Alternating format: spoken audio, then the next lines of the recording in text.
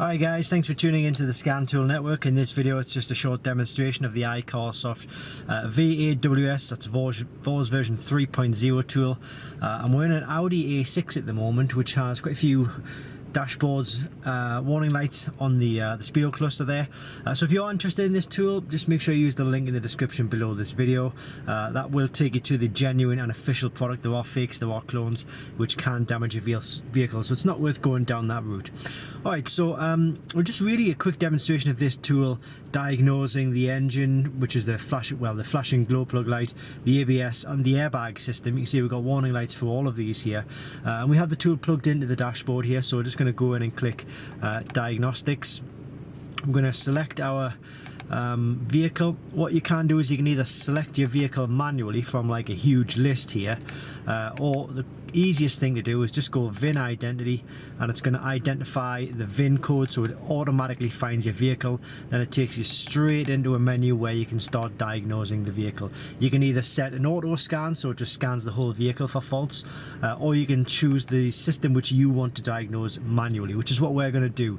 So it's a bit of a misconception that the flashing glow plug light means glow plug faults. It might mean a glow plug fault, but the chances are there are so many sensors within that engine system. What it actually means is an electrical engine fault. Okay, so it's probably going to be something to do with the sensor.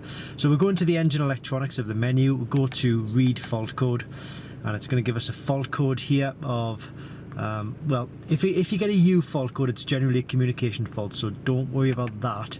The main fault is going to be something like this: P123700, and there's a fuel injector cylinder 1 open circuit. Okay, so what we can do is, let's say you got something similar, or you've corrected the fault.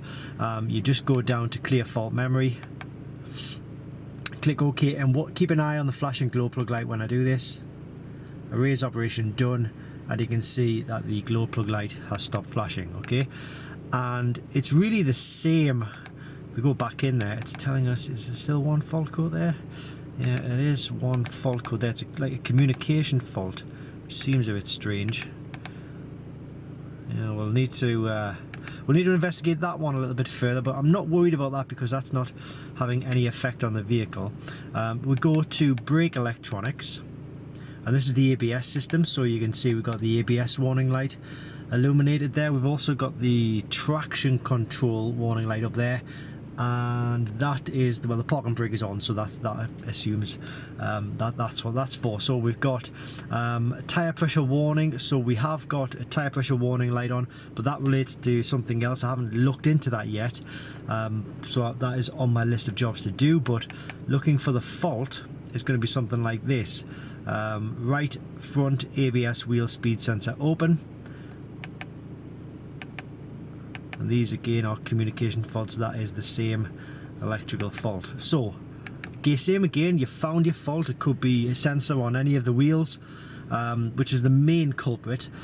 Once you've changed the sensor, come back in, clear fault memory, and we do that, and there you see the ABS light has gone out. Erase operation done on screen. Incidentally, it'd be interesting to see what codes are left after we've done that. Just the tire pressure, and that was the same one as we had earlier, so we'll need to look into that. Okay, so brake electronics, and then we've got the airbag system, which is number 15 generally. There it is, airbag. So we'll read the fault code: passenger side igniter resistance too high. Again, you got to click along for more faults. Multiple collision brake no function. These are airbag faults. So we'll again, assuming that you've found the fault, you've fixed the fault. It could be like a faulty connection underneath one of the seats. It could be a faulty airbag. It could be a faulty seat belt, like clicker, something like that. It could be a wire to the seat belt. Let's say you fixed that. Clear fault memory, and again, keep an eye on the airbag light. It says erase operation done. Passenger airbag is on, but the light has gone off. Okay, we'll go back in. It'll probably give us that U code again. No, it hasn't on this occasion. So there we go. But anyway, it covers sort of a huge range of other systems within these vehicles. As you saw at the start, it covers VW Audi Seat, Skoda, and actually even Bentley, Lamborghini and Bugatti as well. Lamborghini, that is under Airbag ownership, that is. So